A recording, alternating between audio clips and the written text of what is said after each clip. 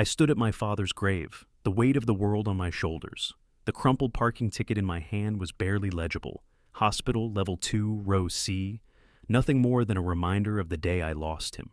A simple paper, insignificant now. But it felt like the last thread connecting me to that moment. Jane wasn't here. She'd sent a text apologizing for not being able to make it. Sorry, I'm still swamped with work. Hope you're doing okay. It wasn't even a real apology, just a formality. The words stung more than I thought they would, and the silence in the pit of my stomach grew heavier. I hadn't seen her in days. She hadn't been at the funeral, hadn't been there when I'd needed someone the most. Instead, I was left with nothing but my sister, who did her best, but even she couldn't fill the hole. She had her own life to live, and now I was alone in this grief. When Jane and I first got together, she was always so present, always involved in family events, always trying to make sure everything was perfect. I don't know when that changed, but standing here, alone, I could feel it in my bones. The distance between us had stretched further than I realized. I looked down at the ticket again. It meant nothing, and yet it was everything. Proof of the day she chose not to be there. It burned in my hands. I'm still swamped with work. That's all she had to say. Nothing about the loss, nothing about us. I wasn't just losing my father, I was losing her too. And now, I had no idea what was left between us. I could feel the resentment building. It was too much to ignore. I shoved the ticket into my pocket, took a deep breath, and turned to walk away. But as I did, I realized something. I didn't even care if she showed up now. I was too far gone. She'd made her choice, and I was stuck with the fallout. It had been a week since the funeral. Jane walked through the door like nothing had happened. I was sitting at the kitchen table, staring at my coffee, trying not to feel anything. She stepped in, smiling, her hair loose, glowing in a way that didn't fit with the heaviness I was carrying. "Hey," she said, dropping her bag by the door. "Sorry I couldn't make it. The retreat ran over, and you know how work gets." Her voice was light, like it was no big deal, like her absence hadn't left a hole in the middle of everything. I didn't say anything for a second, just looked at her. She looked the same, but not really. Something was off. The way she stood there, almost carefree, didn't sit right with me. "Right," I finally said, forcing the words out. "I'm sure it was important." She laughed, walking over to kiss my cheek. "You're acting like I didn't just get back from work. I told you I'd be here when I could. I didn't respond. I couldn't. Everything felt off, but I didn't know how to say it without sounding bitter. Still, I could feel the anger coiling up inside me, tight and uncomfortable. She went into the kitchen, started going through the fridge. I watched her, trying to wrap my head around how she could seem so unaffected. How could she just slip back into her routine like it hadn't been the hardest week of my life? My father had just died, and she couldn't even be bothered to show up. "You okay?" she asked, pulling out a jar of pickles. I shrugged, keeping my voice steady. "I'm fine." She gave me that look, like I was being overly dramatic. "You know, it's not like I chose to be gone. I had to be there for work, but I'm here now, okay?" "Yeah," I muttered. "I'm fine." She smiled at me like I was being silly, not getting it. "Well, I'm sorry I wasn't there, but you know how these things go. They just can't be helped." Sometimes I didn't know how to respond to that, so I just stayed quiet, watching her move around the kitchen like everything was normal. It felt like she was a million miles away, and I couldn't reach her. The old Jane was here in front of me, but I knew now she wasn't the same. That night, after she went to bed, I couldn't sleep. I lay there staring at the ceiling, hearing her soft breathing beside me, and all I could think about was how she didn't seem to care. I'd spent days alone, drowning in my grief, while she was off at a retreat, laughing, living like nothing had changed. I didn't know how much longer I could stand it. Finally, I got out of bed. Quietly, I grabbed her phone from the nightstand. I'd never snooped before, but tonight felt different. The silence in the room was suffocating, and I needed something to make sense of it all. I opened her phone, glancing over at her still body in the bed to make sure she wasn't waking up. Her email was the first place I checked. Nothing really stood out, just work stuff, the usual. But then I opened her calendar, and that's when I saw it, an itinerary, flights, hotel reservations, activity schedules, all marked for a trip she'd planned, to somewhere warm, a place she'd never mentioned. I read the name at the top of the itinerary, Paul. I couldn't place the name. It wasn't a friend's name, not someone I'd ever heard her talk about. My stomach turned. I scrolled down. The dates were clear, right around the time I was sitting in the hospital, watching my father slip away. I sat on the edge of the bed, heart pounding. It was hard to breathe. I didn't want to believe it, but the evidence was there. This wasn't just some work trip or weekend getaway. This was planned. I put the phone down for a second, trying to steady myself.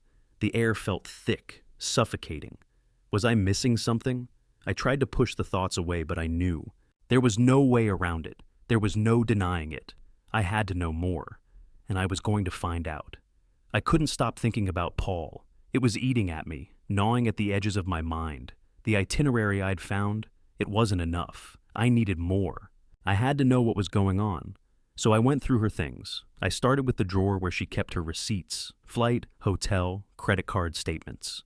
I dug through the papers, feeling like a goddamn intruder. But the more I found, the more my hands started to shake. There it was, a hotel receipt for a stay in a place I'd never heard of. The dates lined up with the trip in her itinerary, but it wasn't just one hotel. It was multiple, spread out over several days, all paid for with her credit card. There were restaurant receipts, activity bookings, a hiking tour, a spa appointment, a private dinner, all for 2 people. The name that kept showing up on each was Paul's. I thought I might choke on the bile that rose in my throat. This wasn't just a few days away for work. It was an entire trip, a vacation. And she hadn't been alone. She had been with him. My hands were shaking now, fingers moving too quickly to process it all.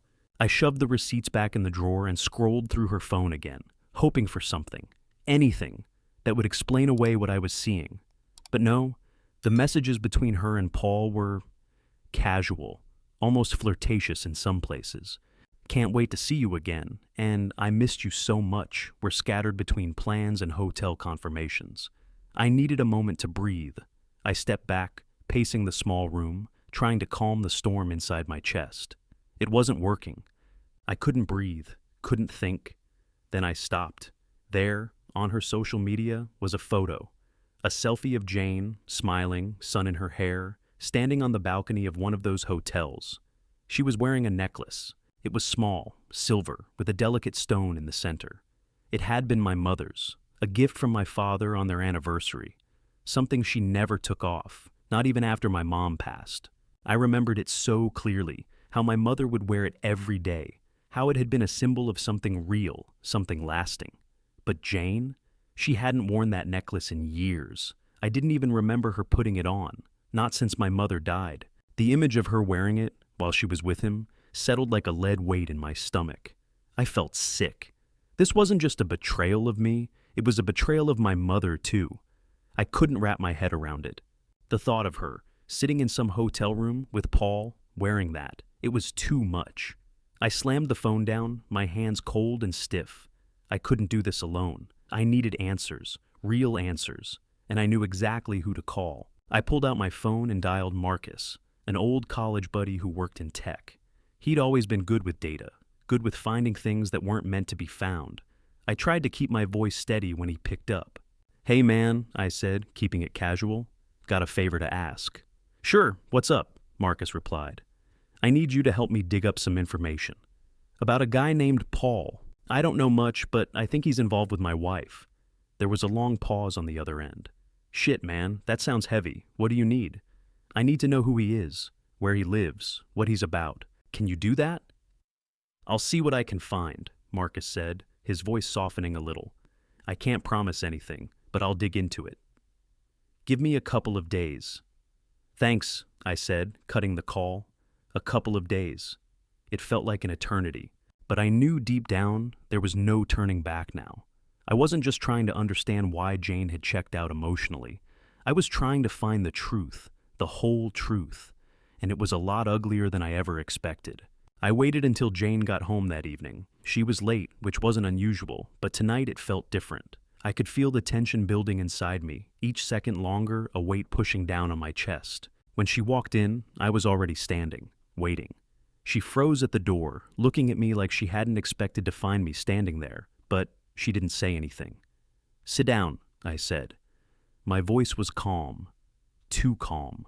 It wasn't the kind of calm you get when everything's okay. It was the calm that comes before something breaks. She hesitated, then sat at the kitchen table, looking at me with confusion and maybe a little caution in her eyes. "What's going on?" "You're scaring me." I tossed the receipts down in front of her. Hotel bookings, flight confirmations, everything I'd found. She didn't look at them right away, just stared at me, and I could see the wheels turning in her head. "I know about Paul," I said. She blinked, her expression turning defensive. "What? Paul? What are you talking about?" "The trip," I said. "The hotels. The receipts. You think I'm stupid?" Her face flushed a little, but she didn't answer right away. Instead, she opened her mouth like she was about to say something, then stopped. Finally, she spoke. "Okay, fine. I went on a trip, but it wasn't a big deal. It's not what you think. I'm not an idiot, Jane," I said, cutting her off. "Who the hell is Paul?" She sighed, leaning back in her chair, eyes looking anywhere but at me. "Paul is someone I've been seeing for months now." There it was, the truth. Out in the open, I couldn't process it. My brain was racing, but my body felt like it was frozen in place. I had suspected, but hearing her say it out loud, hearing her confirm everything, it hit me like a punch to the gut. "He's not important," she continued, voice steady, like she was talking about some trivial thing. "It wasn't a big deal. You were so caught up in your dad's death, I couldn't let her finish." "You just what? You think I wouldn't notice? You think I wouldn't figure this out? You leave me in the middle of one of the worst things that's ever happened to me, and you think it's okay to, what? Feel alive with someone else?" Her face twisted like she was trying to keep her cool, but I could see the cracks forming. "I wasn't asking for permission. I needed space, okay? You were drowning in your grief, and I couldn't handle it. It was too much. It felt like I was losing you, too." I laughed, but it wasn't a real laugh. It was bitter. "So, this is how you handle it? You go off and fuck someone else? That's your solution?"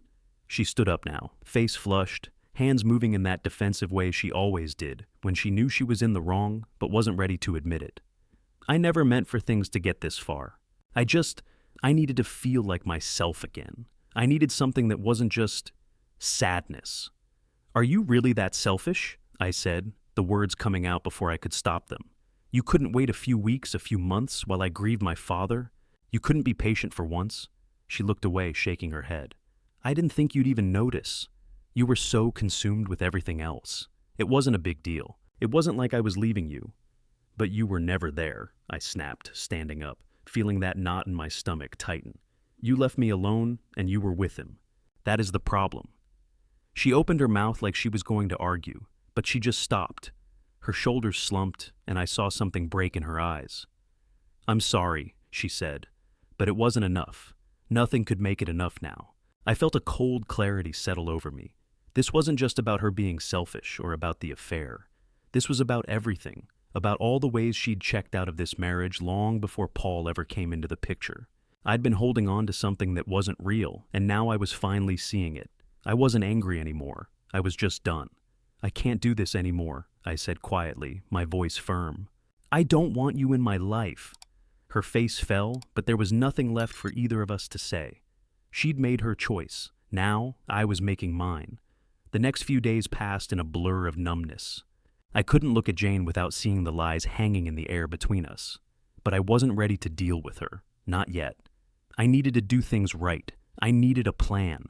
The first call I made was to a lawyer. I'd been putting it off, but there was no reason to wait anymore. I needed to know my options, what it would take to get out, what kind of divorce I was looking at. The lawyer's office was cold and clinical, but I didn't care. I just needed to get the ball rolling. "Let's get all the facts," she said on the phone. "Gather everything, emails, receipts, messages, anything that shows a pattern. If he's living with someone else, that's leverage. We'll use it." I didn't say anything at first, just took a deep breath and did as she said. Over the next few days, I went through everything. The photos, the emails, the receipts. I printed it all out. Every hotel booking, every flight confirmation. I even found a few pictures Jane had posted on social media. One of her wearing the necklace, another with her and Paul at a restaurant. Her smile in those photos made my stomach turn. It was like she was showing off her betrayal. I didn't confront Jane, not yet. I needed the full picture. I needed to prepare myself for what was coming. She was out of the house for a few hours one morning, and I used the time to keep digging. I pulled up everything I could on Paul. I called in a favor from Marcus, the tech guy. He'd promised to get me more info, and he came through. The man was married and had kids. I couldn't stop staring at the pictures Marcus had sent me. The smiling family photos of Paul with his wife and 2 young kids. My stomach twisted. She'd been with him, not just betraying me, but destroying another family in the process. It made the whole thing worse. I could handle the idea of Jane being selfish. Hell, I could even stomach the affair itself. But knowing she'd been so wrapped up in it, she never stopped to think about the collateral damage, the families torn apart by her choices. That was something I couldn't ignore.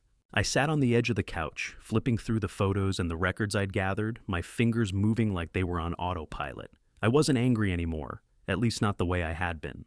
It was more like a deep, hollow sadness that I couldn't shake. But that sadness had a purpose now. It was driving me forward. I wasn't going to let her control the narrative anymore. When Jane walked through the door that evening, I didn't even look up. I didn't need to. She knew something was coming, and I wasn't about to let her manipulate her way out of it. I didn't say anything for a while. I let the silence sit between us like a weight. When I finally spoke, my voice was steady. Calm, too calm. "I'm not doing this anymore," I said, looking at the piles of evidence on the table. I didn't need to explain myself to her. The facts spoke for themselves. She stared at me for a long second before speaking. "What does that mean?" I stood up, feeling the finality of it all. "It means I'm done. I've got everything I need to move forward, and you're not going to control how this ends." Her face changed. It wasn't surprise or anger, just something cold, like she already knew the game was up. "I never meant for things to go this far," she said quietly. "I thought we could fix it." "Fix it?" I shook my head. "You've been gone a long time, Jane. And not just physically. You checked out way before I found out about Paul." Her eyes dropped, and I could see the mask slipping. I wasn't sure if she was trying to cry or if she was just tired of pretending. "I'll pack my things," she said after a long pause, her voice small. I didn't answer her. I just walked out of the room and into the next stage of this mess I'd never signed up for. But it didn't matter. I wasn't looking back. It was a few days after I'd gathered everything, after Jane had packed her things and left. The house was still too quiet, the silence pressing in on me from all sides. I hadn't heard from her, and honestly, I didn't expect to. I'd done what I needed to do, and the ball was in her court now. Then I got the call. I didn't recognize the number, but when I answered, the voice on the other end was unmistakable. Is this the husband?" It took me a second to process what I was hearing. My heart dropped into my stomach. "Who is this?" "It's Sarah, Paul's wife." I didn't say anything at first, just let the words sink in. Paul's wife? The woman I had no idea even existed until a few days ago, when I found out he was married. I'd never heard of Sarah, but I knew exactly what this was about. I don't know how to say this," Sarah said, her voice trembling just a little. "But I found out about Jane, and I need to talk to you." I leaned back in my chair, feeling the blood drain from my face. "You know?" "Yes," she said. "I found the emails, the photos, the receipts, all of it. I had a suspicion, but it's confirmed now. They've been seeing each other for months." I ran my hand through my hair, trying to keep my voice steady. "How long?" "The affair started before your father's death," she said. "Way before." I closed my eyes, as if blocking out the world could make this easier to digest. It didn't. It made it worse. It wasn't just the affair that was destroying me. It was the timeline. Jane had been with him, lying, hiding it, for months. While I was sitting by my father's side in his final days, she was off somewhere else, with him. "Do you have proof?" I asked, the words coming out of my mouth without thinking. "I do," she said, and I could hear the frustration in her voice, the same anger and disbelief I'd been feeling for days. "I've got everything, emails, pictures of them together. I'm sending it all to you. You need to see this, send it," I said, barely able to get the words out. My throat felt thick, like there was something lodged there. She didn't hesitate. A minute later, my phone dinged, signaling an email. I opened it slowly, my hands almost shaking. There were attachments, photos of Jane and Paul at different places, different times. A hotel lobby. A beach. They were close, too close. Their hands brushing, her head resting on his shoulder. I didn't need to see the rest. The photos were more than enough to confirm everything Sarah had just said. Then came the emails. Their exchanges were casual, affectionate, but the real punch was a thread from just a few days before my father's funeral. Jane had written, "I can't wait to see you again." I need you more than ever. The finality of it, the dates, the words, was like a gut punch I hadn't been prepared for. I dropped the phone onto the table. My hands were trembling now, but not from anger, from the weight of it all, the full, undeniable truth. Jane hadn't just checked out of our marriage. She'd walked away. She had been living two lives for months. "I'm so sorry," Sarah's voice cracked through the phone. "I know what this is doing to you. I just needed someone to know. I can't keep pretending it's all fine when it's not. I thought you should know too. I didn't know what to say to her. There was nothing left to say. Thank you for telling me." I hung up the phone, not knowing what to feel anymore. I had the proof. I had everything I needed to end this. There was no more question. I'd held on too long already. I could feel the cold resignation settling over me, thick and heavy. Jane's lies, Paul's betrayal. It didn't matter anymore. I wasn't angry. I wasn't hurt. I was just done. I knew what I had to do now. This marriage, everything we'd built. It was over, and I wasn't going to keep pretending otherwise. The doorbell rang, cutting through the silence of the house. My heart didn't race anymore, not like it used to when she'd walk in. Now, it just felt like the inevitable, the moment I had been waiting for, the one I had prepared for. When Jane stepped inside, she seemed the same, warm smile, a little too casual, like everything was fine. But I wasn't fooled. I wasn't going to be fooled anymore. "Hey," she said, standing in the doorway. "How's it going?" I didn't answer right away. I just watched her, feeling that familiar mix of exhaustion and contempt. "Sit down," I said, my voice firm. She raised an eyebrow, but walked over to the couch, sitting down slowly. She was still trying to play the game, like we were going to talk this out over a cup of coffee. I handed her the stack of papers, the divorce papers. She looked at them, her expression flicking from confusion to disbelief. "What's this?" she asked, as if she didn't already know.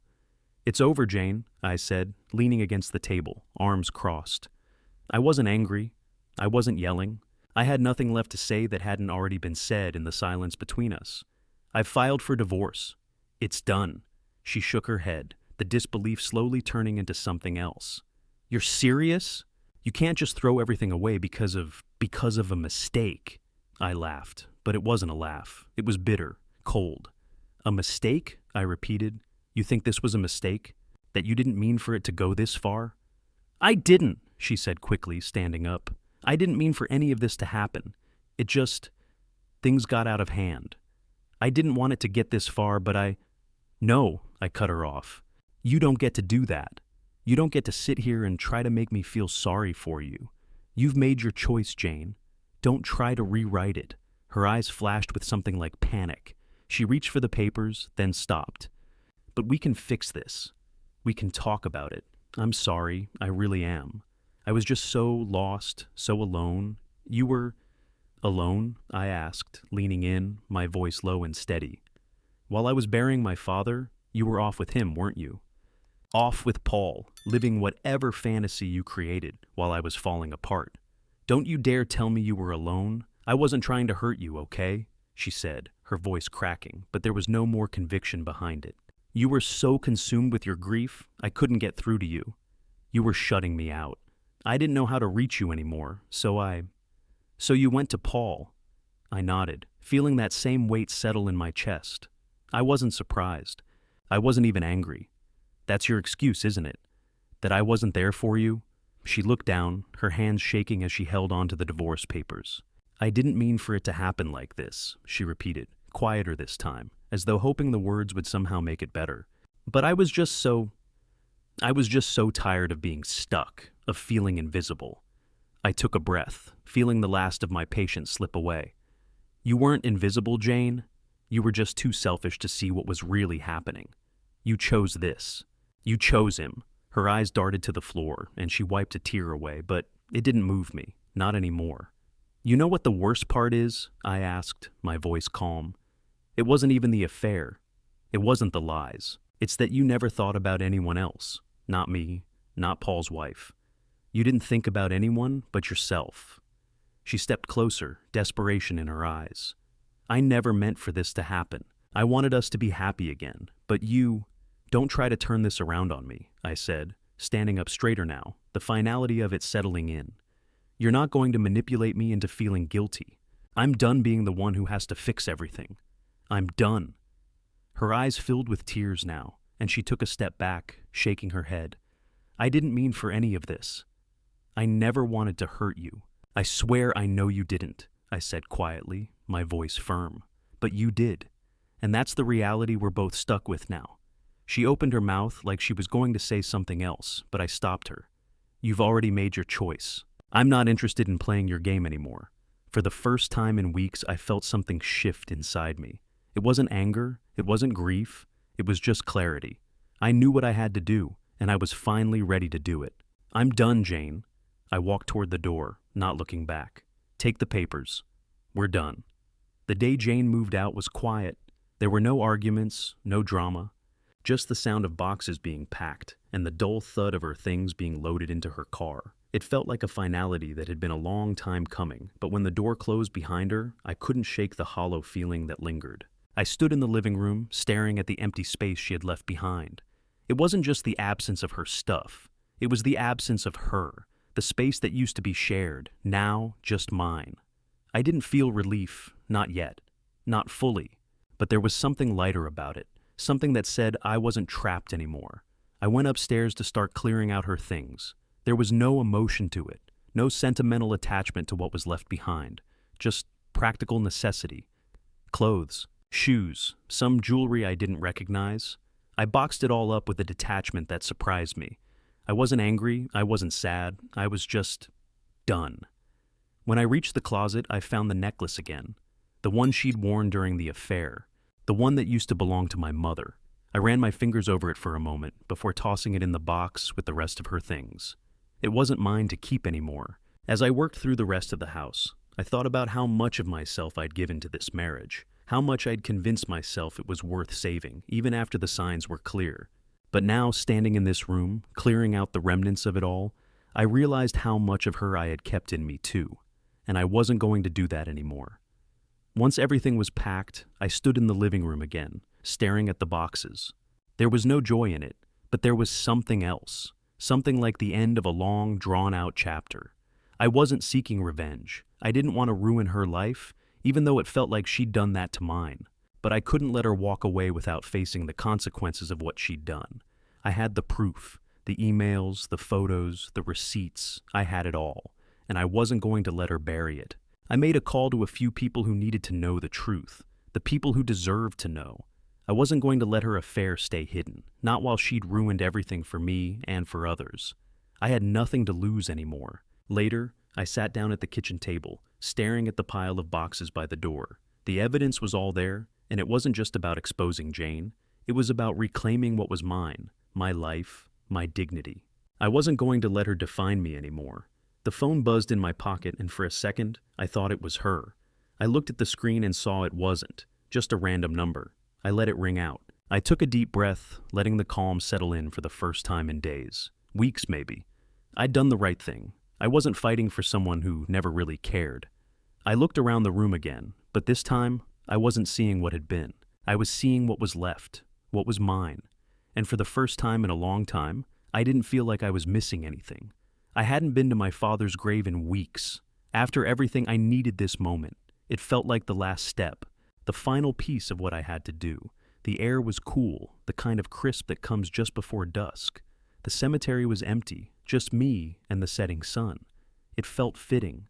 There was no one around to watch me, no one to ask questions. I walked up to the grave slowly, the weight of everything still hanging in the air, but not as heavy as it had been. I reached into my jacket pocket and pulled out a flower, a single white daisy. It wasn't much, but it was enough. I placed it gently on the stone, watching as the wind tugged at the petals. I stood there for a long time, just taking it in. No one was rushing me, and for the first time in a long while, I wasn't rushing myself. I looked down at the grave and spoke quietly, my voice barely above a whisper. I've got it from here, Dad. I'll be all right. I'm finally ready to let go of all of this. The words felt strange, but freeing. I didn't need his approval anymore. I didn't need anything from Jane either. They had both been anchors, holding me back, pulling me under. But now, standing here, I realized I wasn't drowning anymore. I was breathing, and that was enough. I took one last look at the grave, feeling a sense of peace I hadn't expected. Not closure exactly, but something close to it. I wasn't carrying my father's death on my shoulders anymore. I wasn't carrying Jane's betrayal either. I turned and walked away, my footsteps light in the quiet evening. The breeze was gentle, the kind that brushed against your skin like it was reminding you that you were still here, still moving forward. I didn't look back. I didn't need to. The sun was low now, casting long shadows across the path. It wasn't the end of everything, but it was the end of the wait. And as I walked, I felt something inside me shift. I was finally free. Not just from them, but from all the pieces of myself I'd been holding on to for too long.